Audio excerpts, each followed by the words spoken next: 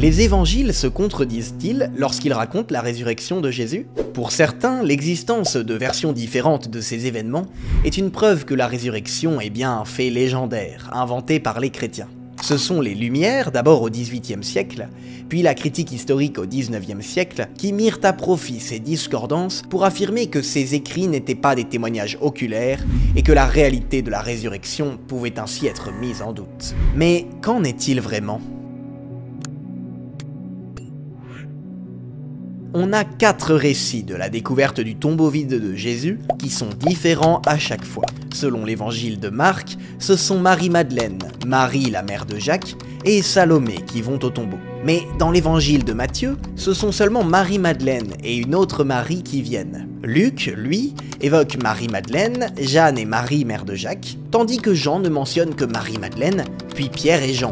On a l'impression de s'y perdre. Les auteurs des évangiles se sont-ils embrouillés et contredits en inventant cette histoire?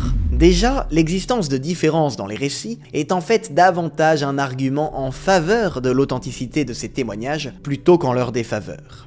En effet, il serait très étrange que les 4 récits des évangiles racontent exactement la même version au détail près des faits. Les enquêteurs de police le savent très bien, si les témoins interrogés livrent un récit identique en tout point, sans omettre aucun détail secondaire, il y a une suspicion évidente de complot. Les enquêteurs cherchent à ce que les versions données par les individus soient globalement concordantes, car ils savent bien que, lorsque les gens rapportent des faits, il est fréquent qu'ils divergent parfois beaucoup sur des détails secondaires. Mais cela ne remet pas en cause leur fiabilité générale. Cela montre au contraire que chacun donne une perspective différente du même événement. En fait, la dissimilarité entre les récits de la découverte du tombeau vide penche, contre toute attente, en faveur de l'authenticité générale du témoignage des auteurs des évangiles et écarte la suspicion d'une intention complotiste.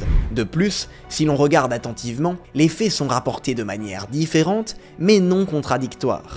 Les divers groupes de femmes ont pu y aller à des moments différents, et les évangiles ne rapportent à chaque fois qu'un moment particulier et pas l'ensemble. Nous pouvons même essayer de reconstituer l'ordre des différents passages des femmes au tombeau. Une révélation privée peut nous aider en ce sens. Ce sont les visions reçues par l'italienne Maria Valtorta au XXe siècle.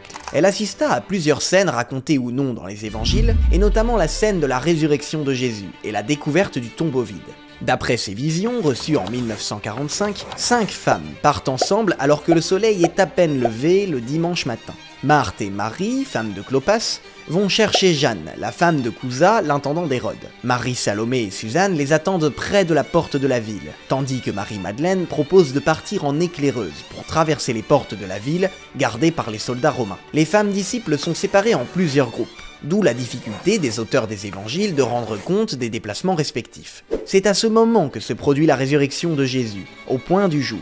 Une météore venant du ciel s'abat sur la pierre du tombeau, la jette par terre, foudroie de terreur et de bruit les gardes, en produisant, avec son retour sur la terre, un nouveau tremblement de terre. Jésus ressuscité sort alors du tombeau resplendissant. Marie-Madeleine, qui était en route, ressent le tremblement de terre, et court vers le tombeau et le voit ouvert. C'est ce qui est raconté dans l'évangile de Jean. Elle s'aperçoit que la pierre a été enlevée du tombeau. Elle court donc trouver Simon-Pierre et l'autre disciple. Les 2 apôtres partent alors en courant au tombeau avec Marie-Madeleine. Entre-temps, Suzanne et Salomé viennent au tombeau. À leur arrivée, les gardes sont encore évanouis sous l'effet du tremblement de terre, et elles voient un ange qui les rassure et leur annonce que Jésus est ressuscité. Elles s'éloignent en courant et reviennent à la maison par un autre chemin. Il s'en faut de peu pour que le 3e groupe, formé de Marthe, Marie, femme de Clopas, et Jeanne, ne les croise. Arrivées à leur tour, elles voient cette fois-ci 2 anges qui leur donnent l'ordre de dire aux disciples que Jésus est ressuscité. Jean et Pierre arrivent à leur tour. Ils rebroussent chemin, mais Marie-Madeleine veut rester. C'est alors qu'elle voit Jésus, qu'elle prend d'abord pour le jardinier, avant de le reconnaître. À nouveau, Marie-Madeleine court vers la maison en criant que Jésus est ressuscité. Les autres femmes témoignent aussi, mais leurs récits, qui semblent contradictoires, font douter Pierre et Jean, qui finiront par croire à la résurrection de Jésus lorsque celui-ci leur apparaît, ainsi qu'aux apôtres, au cénacle le soir même. Finalement, lorsque l'on s'y penche sérieusement, loin d'être contradictoires, les différents récits de la résurrection confirment plutôt que les faits qui y sont rapportés sont authentiques.